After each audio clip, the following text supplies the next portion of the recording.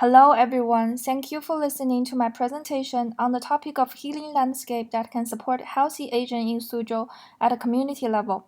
My name is Huoda. I'm a PhD student from University of Liverpool, and I'm based at XJTLU campus, Suzhou, China. My supervisory team includes Dr. Chen Bing and Dr. Chen Fei. I'd like to take this opportunity to appreciate their guidance and help. I did my master's degree in Newcastle University, which is located in the same city with Northumbria University. And thank you very much for providing us with this platform to share and communicate about our research. First of all, I will start with my research overview. There are a few important numbers. China stepped into an aging society in the year of 1999 and now has the largest elderly population worldwide. Suzhou stepped into an aging society 70 years earlier than China overall, and by the end of last year, about 20% of the population are above 60 years old. In China, aging in place is the most common way of spending one's later life. 1973 system is used to describe the elderly care service in China. 97 refers to the percentage of elders who choose to age in their own residence and community. Only 3% will age in professional institutions. Elderly residents are the group of people who use the living environment the most frequently, but their physical and mental needs are often ignored in the design and construction process. Researchers believe that the government-led transformation of old residential areas is a good opportunity for improvement, especially that about 48% of the elderly in China live in buildings built before 2000. Basically, there are three research gaps identified. At present, the transformation of old residential areas in China mainly focuses on the infrastructure and interior of buildings, often ignoring the community environment and landscape design. And while the installation of elevators provides the elderly with a more convenient way to go out, it also puts forward new requirements for the community environment. And currently, most of the existing communities only meet the basic requirements of greening rate and tend to choose plants that cost less and are easily maintained. Agricultural Society of China issued the design standard for outdoor healthy environment for aging in July 2021, but there is still a lack of localized plant configuration. The research mainly aims to explore whether and how healing landscape can support a healthy aging in place in Suzhou at a community level. Specific objectives have been defined as follows.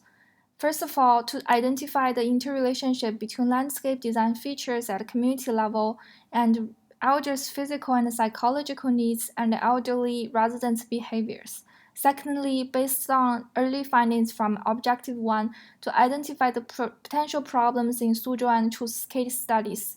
Thirdly, to propose design solutions based on findings from Objective 1 and 2. Last but not least, to verify the prototypes built after achieving objectives as mentioned above and modify design guidance.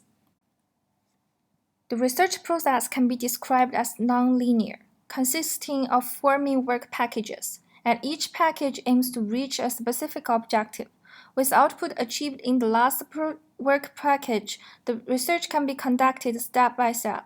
Based on literature review and case studies of best practice worldwide, the interrelationship between landscape features at a community level and elders' physical and psychological needs is identified, and then organized based on environmental psychology principle. Afterwards, the theoretical design guidance is proposed. Based on the design guidance, representative communities that were built in different time periods in Suzhou are selected for further studies. On-site observation is conducted to examine whether these communities could meet the elderly's needs. After potential problems have been identified, what features are missing or poorly designed are classified. Later, prototypes are designed based on the proposed guidance and potential problems.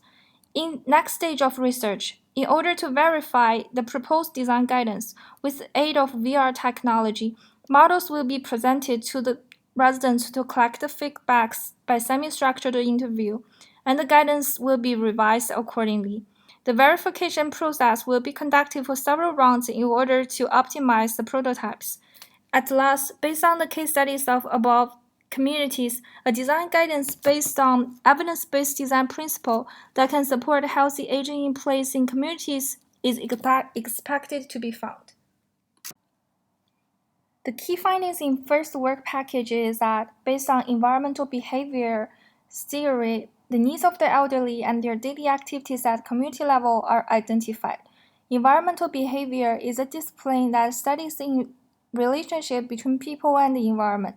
The specific causes of behavior are complex, but the environmental plays an important guiding role. When the stimulation in the environment can meet individuals' needs, behavior is likely to happen. Therefore, relevant research mostly discussed from the perspective of people's needs. The physical and mental needs of the elderly mainly depend on a series of changes encountered after they enter the later life.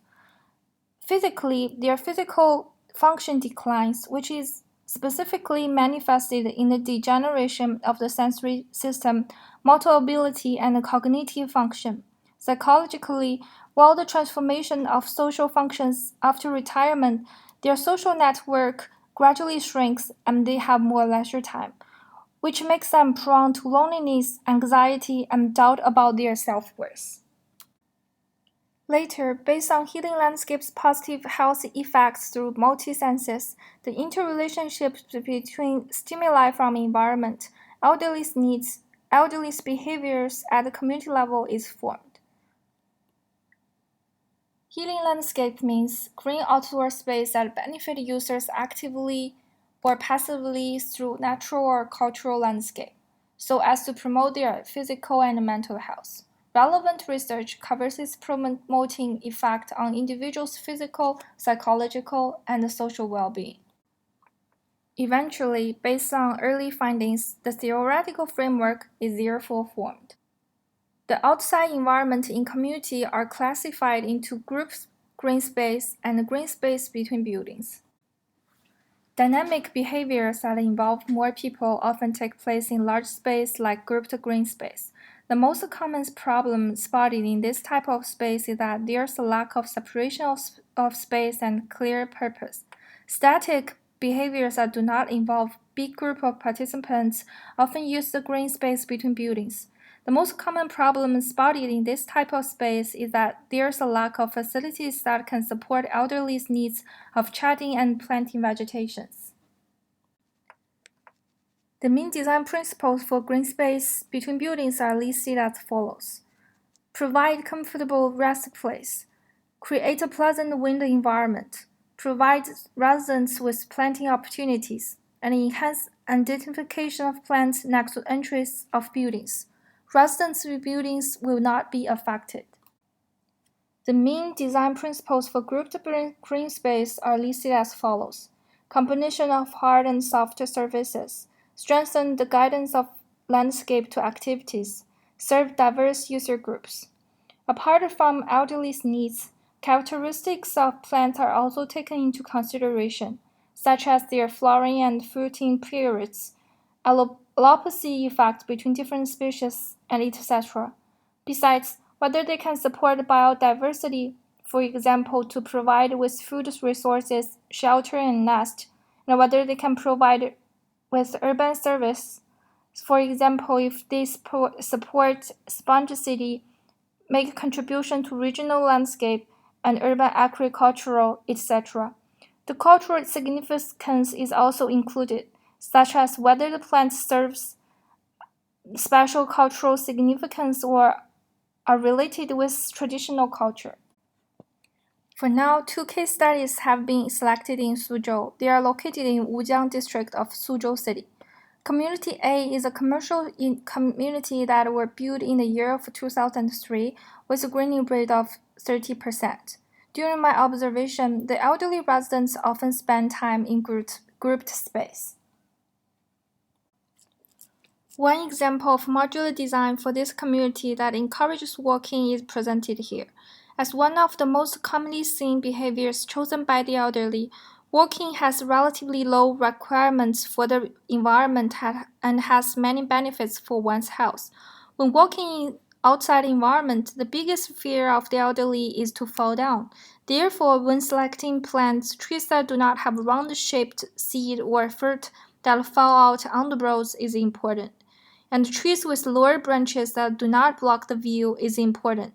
Besides, plants of special appearances or smell that helps wayfinding and orientation, and plants of warm colors and plants can slightly block the view to encourage elderly to walk further is also important. The health effects acquired through five senses and what the module look like according to different seasons are presented as well. On the left, the picture shows where the elderly people often take a walk in the community A. On the right, it is photographed picture shows what the space look like with the modular design. Community B is a resettlement community that were built in the year of 2000 with a greening rate of 32%. During my observation, the elderly residents often spend time in green space between buildings. This is caused by their accustomed behaviors while they were living in villages, where they often spend time in spaces between their residents. One example of modular design for this community that encourages resting and chatting is presented as follows, and there are certain principles that were taken into consideration while designing this module. First of all, the rest space should have certain shading.